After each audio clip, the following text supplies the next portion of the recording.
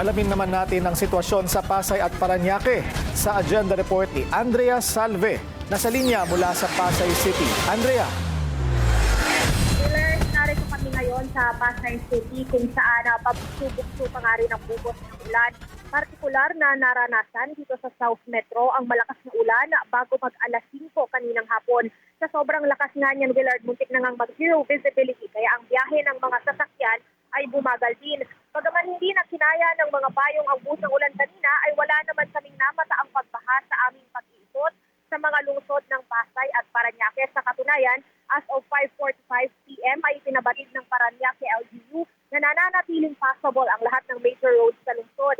Pero dahil itinaas sa red warning level ang Metro Manila kaninang alauna, naglabas din ng preemptive evacuation order si Mayor Edwin Olivares. Ito ay para sa mga lugar na susceptible daw sa flooding, inundation at mga storm surge.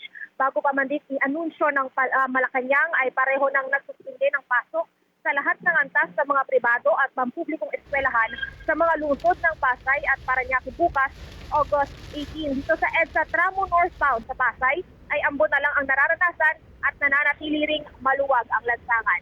At yan muna ang latest mula dito sa Pasay City. Balik sa iyo, Willard. Maraming salamat sa update, Andrea Salve. Nasa linya mula sa Pasay City.